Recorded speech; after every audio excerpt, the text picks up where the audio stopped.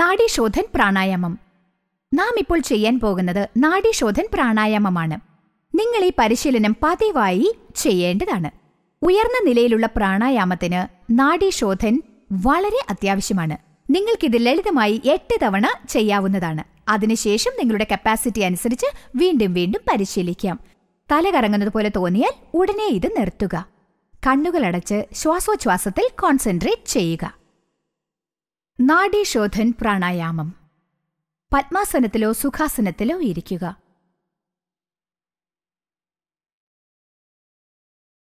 മൂക്കിന്റെ വലതുദ്വാരം മൂടിക്കൊണ്ട് ശ്വാസം ആഞ്ഞു വലിക്കുക. പിന്നീട് മെല്ലെ ഉച്ഛ്വസിക്കണം. അതേ ദ്വാരത്തിലൂടെ ശ്വാസം വലിച്ച് പുറത്തേക്ക് വിടുക. ഓർമ്മിക്കുക, ശ്വാസം ഉള്ളിലേക്ക് വലിക്കാൻ എടുക്കുന്നതിന്റെ ഇരട്ടി സമയം ഉച്ഛ്വസിക്കാൻ എടുക്കേണ്ടതാണ്. മുൻപ് നാം ചെയ്തതുപോലെ ശ്വാസം ഉള്ളിലേക്ക് വലിക്കുമ്പോൾ 4 വരെ എണ്ണുക. ഉച്ഛ്വസിക്കുമ്പോൾ 8 വരെ എണ്ണുക. ഇത് തുടർന്ന് ചെയ്യുക. ഉയർന്ന രക്തസമ്മർദ്ദമുണ്ടെങ്കിൽ ശ്വാസം പിടിക്കരുത്. അതുകൊണ്ട് 8 തവണ ശ്വാസോച്ഛ്വാസം ചെയ്യാൻ നിങ്ങൾക്ക് കഴിയുമെങ്കിൽ നാസാദ്വാരം മാറ്റി ചെയ്യാവുന്നതാണ്. ഇടത് ദ്വാരം വഴി ശ്വാസം വലിച്ച് ഇടത് ദ്വാരം വഴി തന്നെ പുറത്തുവിടാം. ഇപ്പോഴും 8 തവണയെങ്കിലും ശ്വാസം ഉള്ളിലേക്ക് വലിച്ച് പുറത്തുവിടണം. പ്രാണായാമത്തിൽ എപ്പോഴെല്ലാം ശ്വാസം ആഞ്ഞു വലിച്ച് ഉച്ഛ്വസിക്കുന്നുവോ അപ്പോഴെല്ലാം ശ്വസിക്കുന്ന ശബ്ദം വരാതെ സൂക്ഷിക്കേണ്ടതാണ്. ഇങ്ങനെ തുടർന്ന് ചെയ്തുകൊണ്ടിരിക്കുക. ഉയർന്ന നിലയിലുള്ള പ്രാണായാമത്തിന് പൾസിനെ എങ്ങനെയാണ് മനസ്സിലാക്കേണ്ടത് എന്നത് വളരെ പ്രധാനമാണ്.